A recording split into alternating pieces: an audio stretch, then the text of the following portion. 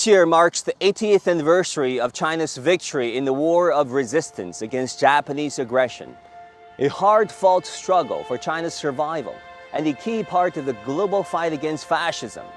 Yet, this chapter of history has quickly become a forgotten war in many parts of the Western world. And for that matter, China has been, to borrow then Oxford, now Harvard scholar Rana Mitter, this forgotten ally. How has that come about? What exactly happened 80 years ago? And what crucial lessons must be learned today? There's a real Eurocentrism to Western, and I mean English language writing, mostly from the US and the UK, where it's very victor-centric, victory-centered, claiming a moral superiority because of what their great-grandfathers did. That is being used politically by everybody. China's entry into the global World War II story is something that's really only a couple of 2 or 3 decades old, perhaps at best, because it just hasn't been brought into that.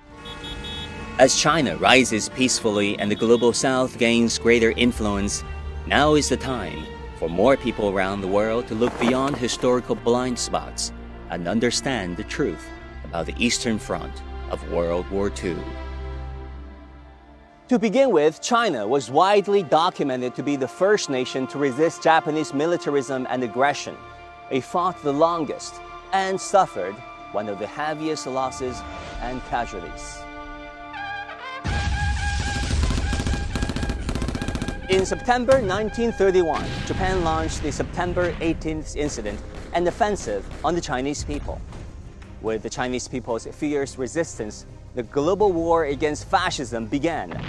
That was, by the way, 8 years before the war in Europe and 10 years before the Pacific War. Despite facing a militarily superior enemy, the Chinese people stood their ground with unyielding resolve, ultimately achieving victory after 14 years of resistance. At the height of Japan's invasion and China's defense, over 4 million troops were committed from both sides.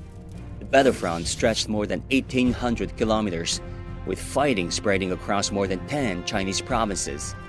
The war zone spanned approximately 1.6 million square kilometers, affecting over 400 million Chinese people. More than 35 million Chinese soldiers and civilians were killed or wounded during the war. Based on 1937 estimates, China suffered over $100 billion in direct economic losses and more than $500 billion in indirect losses. Second, China's resistance played a pivotal role in shaping the course and outcome of World War II.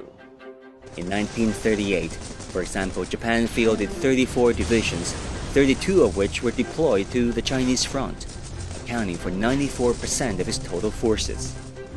The Chinese theater eliminated more than 1.55 million Japanese troops, amounting to 70% of Japan's total wartime casualties. China's resistance also forced Japan to abandon its plan to invade Siberia, sparing the Soviet Union from the strain of a two-front war. At the same time, Japan's capacity to redeploy forces to the Pacific and the Burma-India theater was significantly constrained, indirectly bolstering British and American efforts in those regions. Meanwhile, China actively championed the formation of an international anti-fascist united front. In January 1942, amid the escalating global conflict, China, the United States, the United Kingdom, the Soviet Union, and 22 other countries signed the Declaration by United Nations, formally establishing the International Anti-Fascist Alliance. Throughout the war, China not only continued to engage Japanese forces on its own soil, but also supported operations by Allied powers. This shaped the overall direction of the war and laid a critical foundation for the final counteroffensive against Germany and Japan. The war and the Chinese people's struggle also left behind a legacy of profound moral strength. Countless ordinary people rose to resist the invasion armed with courage, conviction, and sacrifice, embodying the true meaning of justice. Among them were international friends who crossed borders, languages, and cultures to stand alongside China. Their actions reflected the profound spirit of transnational justice and humanitarian solidarity. The American volunteer group, famously known as the Flying Tigers, began operations in December 1941. By the end of the war, they had reportedly shot down 2,900 Japanese aircrafts, sunk 44 warships, and 2.23 million tons of transport ships, destroyed 600 bridges, and killed more than 66,000 Japanese troops, making an extraordinary contribution to China's resistance and the global fight against fascism.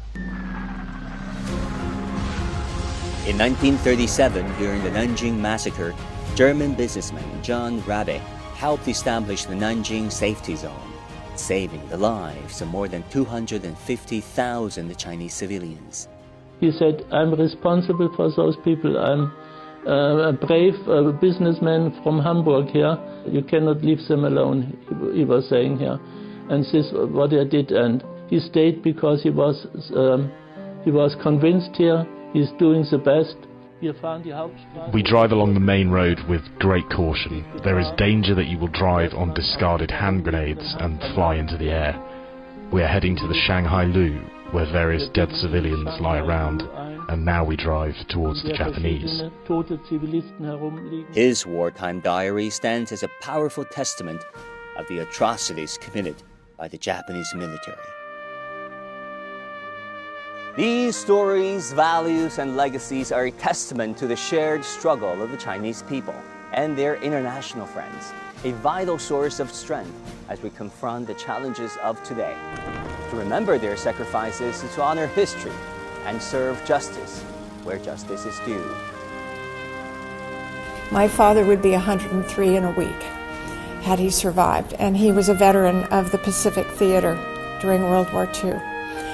And he would have been so appreciative to know that all of us had the opportunity to understand just a part of what happened and what it took for all of us to come together to make a difference and end that war. Many historians have pointed out that without China's fierce resistance against the Japanese forces in the Asian theater, the course of the World War II might have been very different. And without the joint efforts of many nations in the East, the ultimate victory over fascism would be far harder to achieve.